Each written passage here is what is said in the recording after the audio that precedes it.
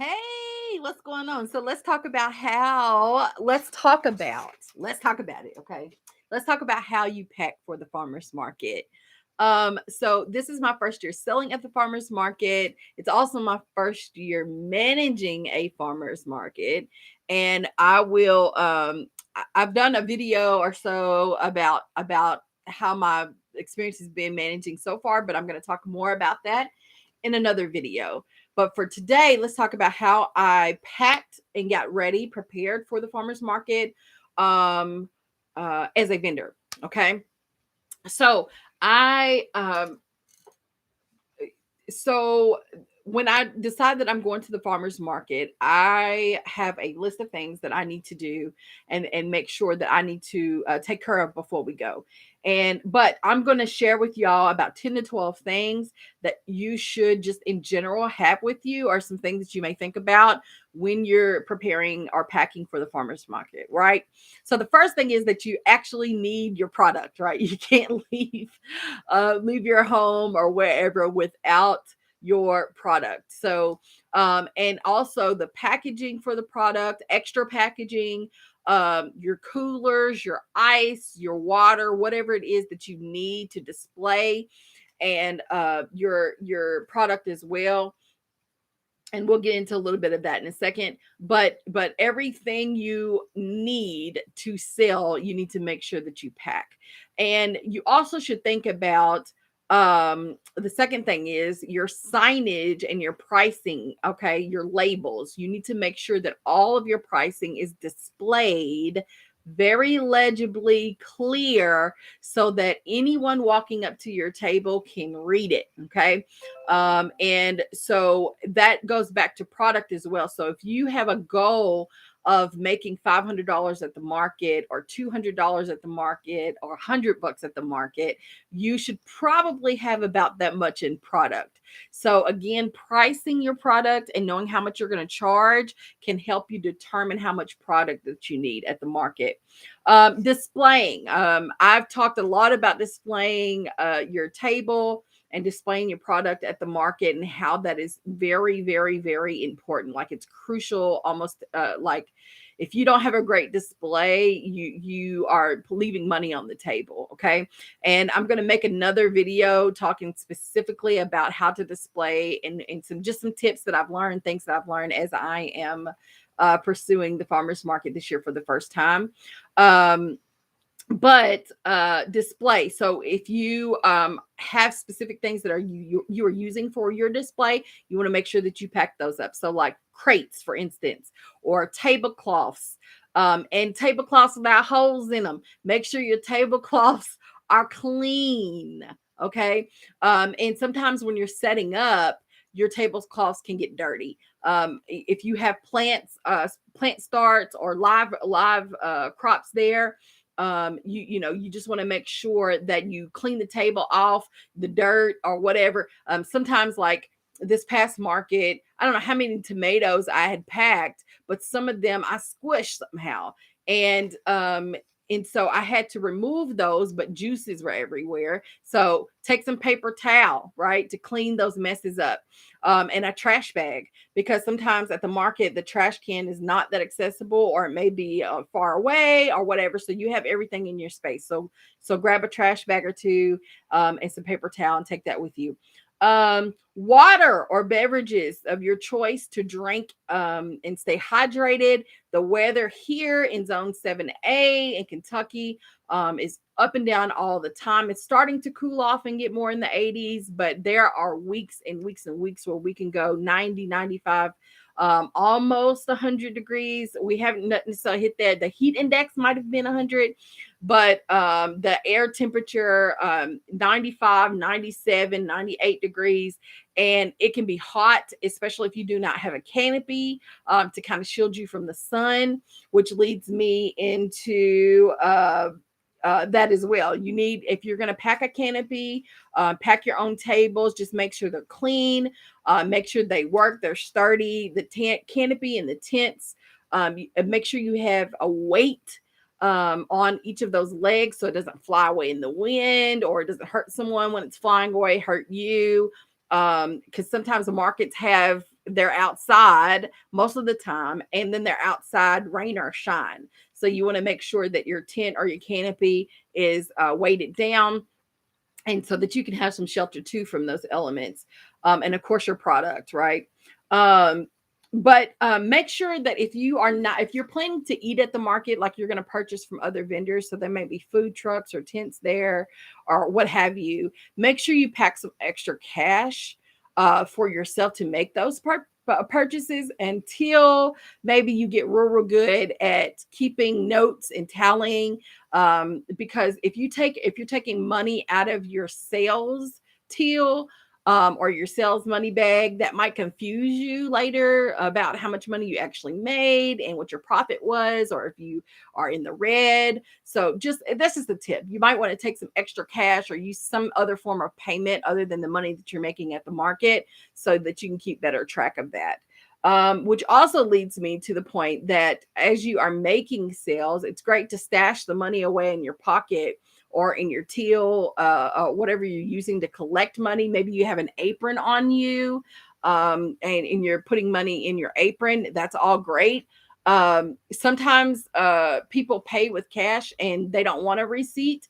And so maybe if you keep kind of track of what your people are buying and how much money they're giving you, that'll help you kind of keep your notes too. So I would say take a notebook or a clipboard and a piece of paper so you can write those things down. If you are allowing other forms of payment other than cash, make sure you have those displayed. So make sure you have your Square. Make sure you have a backup battery for if you're using like a tablet or an iPad to complete transactions. All those type of things you want to make sure that you have. If you're using your phone, make sure you have a charger and a way to charge, because sometimes if you're outside, the market doesn't provide for electricity or anything like that. So just make sure that you have those things on you.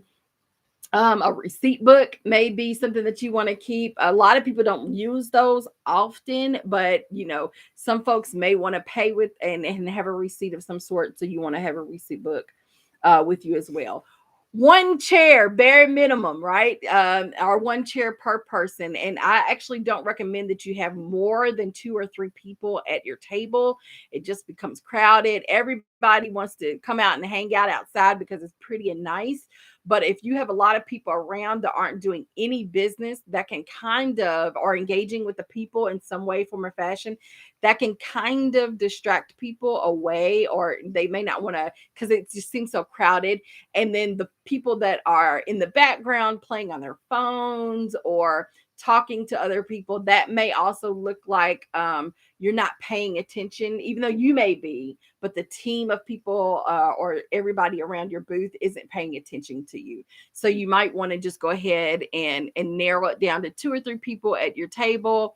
If you're the only one, that is okay. But again, we want to be engaging. You want to speak to the people and say hello. So pack up all the people that's going to meet you there.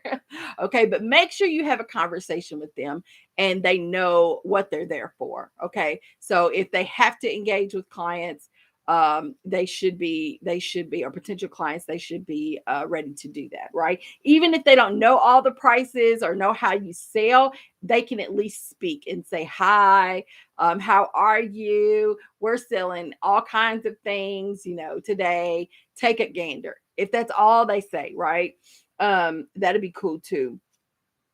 Do most of your packing the night before or 2 to 3 days before. If you have a cooler or some type of area where you can keep things cool, and so they're not getting overheated and start to rot or ripen too quickly, or whatever it is, and turn into mush, right? If you have flowers, you want those after you pick them to kind of stay cool as well.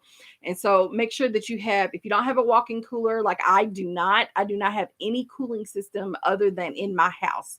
So I have to harvest everything the night before or the day before, and store accordingly. So my tomatoes and peppers, I typically leave outside because they're okay. But if I had cucumbers or flowers or anything like that, I do bring them inside because I just don't want them to get overheated. But no more than a day before is when I harvest. I have harvested the day of, like the morning of the market, and it takes me at least 2 hours to harvest. And I can't harvest a whole lot by myself in those 2 hours. And I know that may seem like a lot of time, but it really isn't. And so I'm rushing and trying to harvest stuff and still pack up the car. And it was just too much. I got it done, but I took way less product when I packed the night before or 2 nights before. I can get a whole lot more product packed and get everything kind of organized. And I'm not doing all this stuff the day of. Um, let's see. Incense or music. So and this may not be something that farmers and gardeners want to do, but something again to attract the people to your space. So I've seen people that have like uh the sign turners, um uh folks that are hosting a booth or a vendor station have costumes on, anything to attract people to their booth. um a lot of As a market manager, I have vendors that sell candles and do art and things like that, and so they may burn incense, they may have music booming, and it's not so loud that it like you can only hear the music when you walk up to the tent or the space. So it doesn't bother us at all to have that type of stuff going on. And the customers really like it when they walk up to your table, okay, and they kind of like, oh, okay, this is kind of fun and inviting. So you may want to think of some things like that. So pack all that stuff up. Make sure you have extension cords. Make sure you have a way to play your stuff. A lot of people Bluetooth from their phones onto some type of device, or use their phones, okay, to play music, but just make sure you keep it charged so you can keep it going the whole time. Come with a smile. Please don't leave your smile at home. And I know some of us are masking up, but you can still smile through your mask. Have you ever heard that? But your eyes smile, your body language tells people that you're engaged and you're excited that they're there. So please don't forget that. Even if you feel like crap the day of the market, and I feel pretty much every single day before the market or the week before the market, something happens, but the market always turns out great. But it's just something that always tries to discourage me or distract me from the big picture, right? And so even though you may not feel the best, you're tired, you're exhausted or whatever from the week, or you like physically don't feel well, you probably shouldn't go anyway to the market. But tiredness and fatigue is one thing, right? But just come and be ready to greet the people, because again, you're there to sell your product. You're there to entice the people to want to come and purchase your product so you can have fun and make lots of money. Okay. Your licenses and permits, make sure that you pack all that stuff up. I keep everything in a binder or a folder. So if I know that when I go to the market, it's marked market documents. Okay. And I take copies of my business license. I take copies of any other permits that I may need to sell my products. Like if I'm selling value added products, so I'm using produce from my farm and I'm turning it into something else. So if I make, and I'm not doing this right now, but I'm just giving an example, like jams, jellies, breads, you might want to have all those licenses and permits that are required depending on where you are, what state you're in and county you're in, and all that kind of thing. Because if the health department comes, they will ask for that stuff and you can get shut down if you don't have it. So you might want to have that stuff on you, nearby, okay, so you can grab it. And then, of course, your business cards. Have your business cards. People asked me this past market, and I was a dodo and did get more business cards made, but I had some at my other market dates, ran out of them, don't have business cards, and I wasn't able to give that. So I wrote stuff down for people on paper, but that got annoying. And I'm sure my patrons didn't, I mean, they waited, but if they could just pick up a card and go, that's probably the best. Okay. So make sure that you have your business cards. And then, of course, if you're selling anything that is processed, like your breads, jams, jellies, and things like that, I meant to mention this before, but please make sure that you have allergen information listed, your labeling. That's part of the whole process of getting the permits anyway. So make sure that your labeling is great.